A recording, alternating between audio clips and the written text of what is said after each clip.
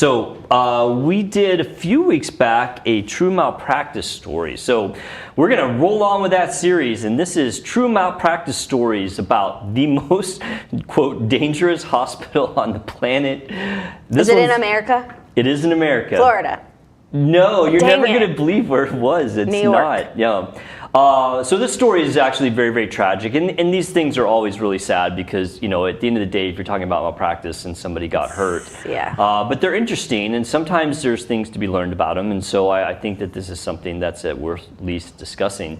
And this one's pretty wild. I have never seen a judgment this large ruled by anyone for malpractice. Like, this is an insane judgment, and sadly it probably will never be collected. But this happened back in 2019. A young woman named Anissa Zancanelli and her partner, I don't think they were married, but they were together, Daniel McMichael, were on a short vacation. They were from Wyoming, and they went to Salt Lake City for a short vacation. Now, there's a little bit of a problem here because she was over 39 weeks pregnant, and so immediately I'm like, oh man, why did she like leave town for something that wasn't absolutely necessary? Because, you know, if you look at the ACOG, which is the American College of Gynecology's recommendations, they really avoid or really recommend that you avoid traveling in the last month of your pregnancy because, you know, problems can pop up where you have to go to this hospital where they don't know your medical history and all that. Mm-hmm. And so, and this is just a side note because really everything that happened to her is just so far out of bounds that it doesn't matter. Like, that this is just kind of a side note of, hey, be aware if you're in your late-term pregnancy, like leaving town does carry some risks, but right. But that's not what caused it. So anyway, she was in Salt Lake City, 39 and a half weeks pregnant, her water breaks, she goes into labor, and so suddenly the family's kind of scrambling to try to figure out, like, where are they going to go, because obviously they couldn't get all the way back to Wyoming at that point. So they found a hospital, and they ended up at Jordan Valley Medical Center, which is in one of the little suburbs there around Salt Lake City. So she gets checked into the hospital, right? Okay, everything's fine so far, and they put her on Pitocin. So Pitocin is also called oxytocin. It's a very, very commonly used medication to help women who are kind of in early labor. Yeah, doesn't it like stop contractions a little bit? Other way around. It increases. Yeah, it increases them. Okay. So what it does is, like, when the water breaks, in order to kind of speed along the birthing process, they'll put somebody on Pitocin, and it'll cause them to have more contractions, and it kind of just speeds things along so that, you know, the delivery gets to a point where you can actually deliver the baby. You're not just in labor. And you're not like in pain for longer. Right, yeah, it does speed things along. So she gets put on Pitocin, and you know, Pitocin is like a gas pedal. When you press the gas pedal and you start moving faster, you really got to pay attention to what's going on, right? Because as things start to move quicker, the potential risk of problems or complications starts to increase. Mm-hmm. So reportedly, and this is coming from a bunch of the news articles that talked about this, the two nurses that were responsible for taking care of her allegedly were both completely new. Like, they had literally just finished their orientation either the same day or the day before.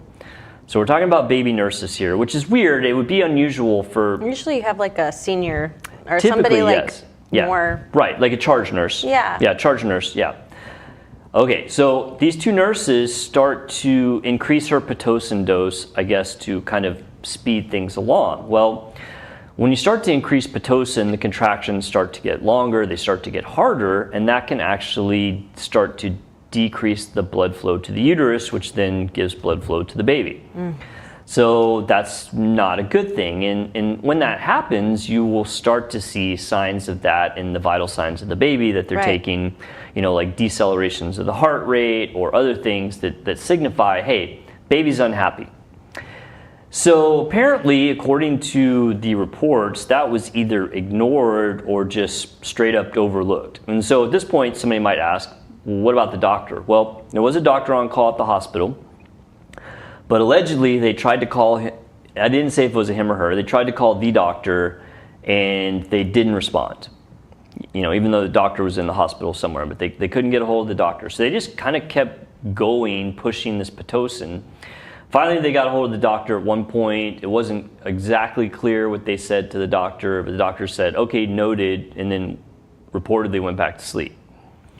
So this poor lady who came in the hospital in early labor was put on these, what is being called very, very high, unsafe doses of Pitocin, and she was there for over 24 hours. And allegedly, the baby's vital signs on the monitors were not doing great. And either it wasn't noted, it was overlooked, or maybe because they were so new, they didn't know what they were looking at. And instead of the right thing happening, which would be to go ahead and do a C-section, once in labor the baby starts to struggle or starts to get into trouble, the correct answer is, if you can't deliver, do a C-section. Right. Now, that's the answer. Get the baby out, because at that point, the baby's not dependent on the uterus, and if it's under stress because of the delivery, you need to solve that problem, and that didn't happen until over 30 hours after the patient arrived to the hospital. So unfortunately, the baby named Azalea, did survive, so that's good, but was apparently born with pretty severe brain damage. And allegedly will require lifelong care due to the lack of blood flow, hypoxia, and ischemia to the brain. Baby's super cute. I got a picture of the baby and family. Throw it up there, Andrew. Yeah, baby's really cute. Nice family. So of course, this case ends up in a lawsuit, right? It's mom's in labor for long periods of time, questionable issues with the whole delivery process. So the family gets lawyers, and of course the lawyers are claiming the following things, right? So we're kind of going over to the more legal aspect. So the lawyers claim that there was inexperienced nurses mismanaging the Pitocin dose, okay? They also claim that they ignored the alarming signs in the fetal heart tracings showing fetal distress. So that's what they look at heart rate of the baby. I would assume that the baby had decelerations. Baby's hearts usually run really, really fast, right? And so when the baby starts to struggle, the heart rate will start to go down, and that's a sign, okay, something's happening. And apparently they didn't do anything. They alleged the OB on call was unresponsive, asleep, and ignoring the situation. And in summary, the C-section was severely delayed, resulting in hypoxic ischemic brain injury, which will require this lifelong care. So apparently the defense in this case was a total mess. After this happened, the hospital, that Jordan Valley Medical Center, actually declared bankruptcy. Shocking. Dang. And apparently they weren't paying their lawyers, because the lawyers for the defense finally kind of walked off the job. Yeah, it sounds like because they probably had other lawsuits against them. And they were like, hey, you've got another one and you're not even paying us, is what it would sound like. The lawyers are saying that they weren't getting paid, and so they left the case. And then it was up to the hospital to kind of jump back into the case, either with their representatives or new lawyers, and they didn't do that. And I think that made the judge angry. I'm sure the judge is angry, hearing this bad story, this poor little girl had this outcome.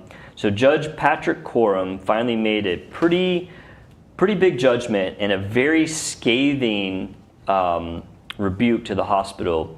The judge said, and I quote, "The mother would have been better off delivering this baby at the bathroom of a gas station or a hut somewhere in Africa than in this hospital.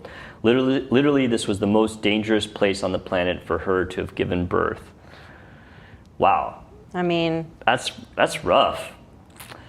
So a judge awarded a staggering $951 million verdict to the family, that's pretty crazy. That's an insane amount of money.